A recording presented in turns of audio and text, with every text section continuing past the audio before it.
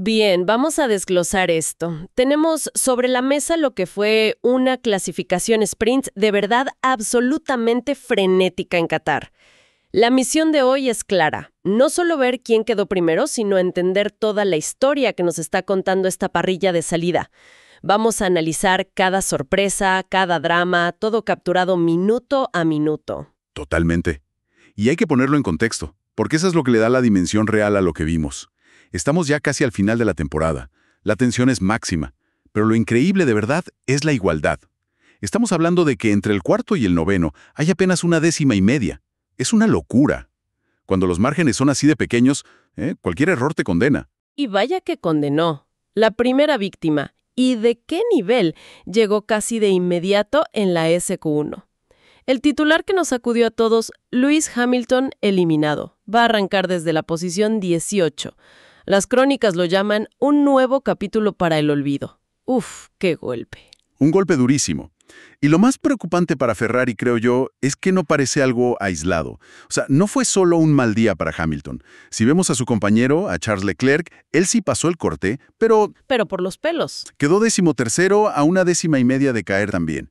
Entonces la pregunta es, ¿qué está pasando realmente en Ferrari? Exacto, porque no se siente como un error de un piloto y ya. Se siente como algo más de fondo, ¿no? ¿Una debilidad del coche? Sí, totalmente. Apunta a ese patrón que hemos visto a veces.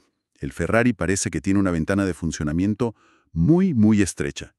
Y en una sesión como esta, donde te obligan a usar el neumático medio, que nadie había probado en la única práctica, Claro, iban a ciegas. iban a ciegas. Y con la pista cambiando a cada rato.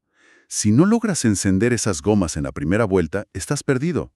El resultado de Hamilton no es solo un error, es un síntoma de un coche que bajo presión es muy difícil de domar. Es que ese contraste es fascinante. Mientras Ferrari se hunde, otros parecen disfrutar del caos. Verstappen lideró, que bueno, no es una gran sorpresa. Pero la vuelta que a mí me hizo saltar del asiento fue la de Fernando Alonso. De la nada, se puso primero. Una vuelta que una de las crónicas describe como descomunal. Fue un aviso. Totalmente. Y esto es la otra cara de la moneda de la incertidumbre. Cuando los datos de las simulaciones valen menos, el talento del piloto, la intuición, se magnifica. Alonso tiene esa capacidad de leer la pista, de sentir el neumático y adaptarse al momento. Lo que vimos no fue que el Aston Martin fuera el más rápido. Fue una clase magistral de adaptación en tiempo real. Pura magia de piloto. Vale, entonces la SQ1 nos deja a un Ferrari en crisis y a un Alonso brillante. Pero en la SQ2, la historia cambia por completo. De repente, todo se pintó de color papaya. McLaren apareció con todo. Sí, ahí fue cuando McLaren dijo, permiso, aquí estamos nosotros. Lando Norris fue el primero en romper esa barrera del minuto 20. Y casi al instante, su compañero, Oscar Piastri, se le pone a menos de media décima. O sea, no fue una mejora, fue una declaración de intenciones. Dejaron clarísimo que la pole era cosa de ellos. Y aquí es donde se pone realmente interesante. La situación de Verstappen. Se clasifica tercero, sí, pero una de las crónicas señala un detalle que me parece crucial. Para acercarse a los McLaren, necesitó el rebufo de un Haas. Tuvo que usar la estela de otro coche. Eso no lo hemos visto en el Red Bull dominante. Es una señal de debilidad. Es una señal inequívoca de que, por lo menos aquí, no tenían esa ventaja cómoda a la que nos tienen acostumbrados. El hecho de que tengan que buscar un rebufo, que es algo que normalmente hacen los equipos de media tabla, nos dice que estaban sufriendo, que estaban al límite. Y cuando no tienes ese margen, pues es cuando llegan los errores. Por cierto, si nos están viendo en YouTube, bienvenidas y bienvenidos a Zona DRS. No olviden suscribirse para no perderse nada del mundo de la Fórmula 1. Queremos aclarar que este segmento es parte de nuestra cobertura de noticias sobre los eventos recientes en la F1. Y casi le cuesta carísimo a Norris, hablando de errores. Hubo un momento de muchísima tensión. Se salió de la pista y al volver a boxes, las cámaras mostraron a los mecánicos revisando el fondo plano. Un susto tremendo que pudo haber terminado su clasificación ahí mismo. Uf, qué momento. Y mientras tanto, los pilotos españoles navegando como podían. Carlos Sainz pasó a la SQ3 con un quinto puesto. Muy sólido, muy eficaz. Y Fernando Alonso también lo logró, pero tuvo que pelearlo más. Se encontró con el aire sucio de los McLaren y casi pierde el coche. Aún así, se recompuso y para adentro. Y eso demuestra otra vez su cabeza, su fortaleza mental. Recuperarse de un susto así, que te desestabiliza por completo, y en la siguiente vuelta clavar el tiempo para pasar. Es de un grande. Y con todo esto llegamos a la SQ3, el clímax absoluto. 12 minutos para decidirlo todo. Y entonces, el momento que lo cambia todo. El primer intento de Max Verstappen. Sí, la imagen fue impactante. Se va largo, se va la escapatoria y... Lo más grave, se ve clarísimo cómo saltan pedazos de fibra de carbono del coche. Dañó el fondoplano. Y en ese instante, su clasificación se transformó. Ya no era buscar la pole, era sobrevivir con un solo intento y con un coche herido. La presión, brutal. Y ese error no solo le afectó a él, ¿verdad? Fue como si abriera una puerta para todos los demás. Absolutamente. Lo fascinante aquí es ver esa vulnerabilidad en el campeón. Rara vez lo vemos cometer un error así, forzado por la presión. Y de repente, la pole ya no era de Max, era de quien se atreviera a tomarla. Russell, Piastri y Norris, en sus cabezas se instauró la idea de «puedo lograrlo». Y se notó en la agresividad. Y vaya que se notó. La secuencia final fue de infarto. George Russell cruza la meta, se pone en pole provisional. La gente en las gradas, loca. Parecía que era su momento. Pero todavía faltaban los McLaren. Una tensión increíble. Primero pasa Oscar Piastri, y el tiempo es buenísimo.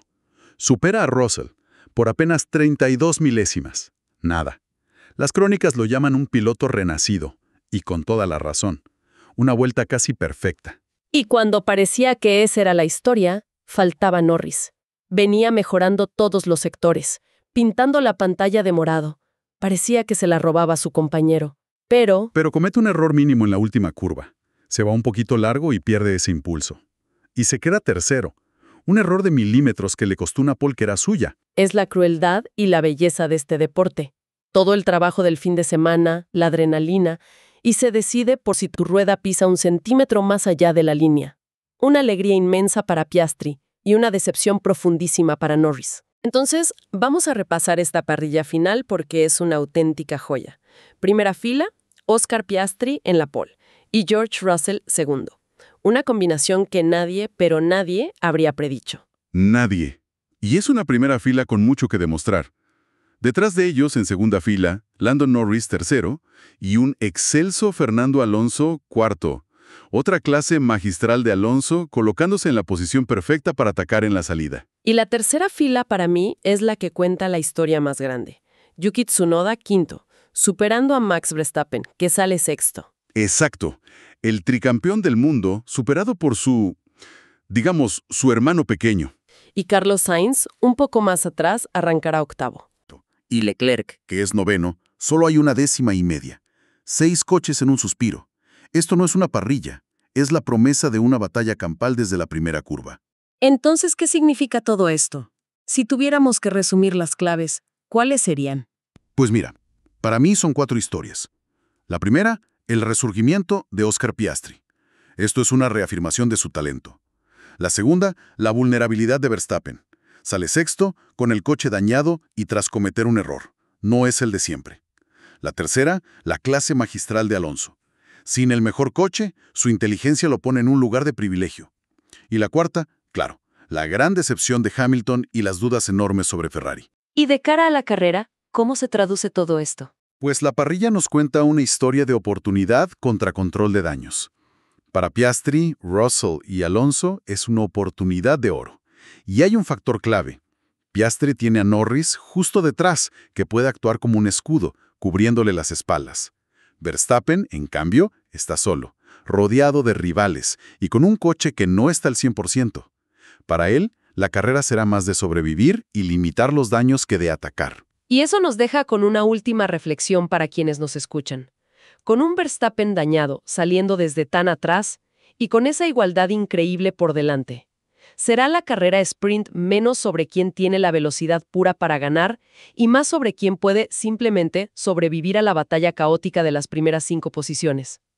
Quizás hoy la consistencia y evitar problemas valga mucho más que el ritmo absoluto. Es una excelente pregunta. Veremos qué pasa. No se olviden de seguirnos en todas nuestras plataformas, TikTok, Instagram y YouTube, para no perderse ni un detalle. Nos escuchamos en la próxima.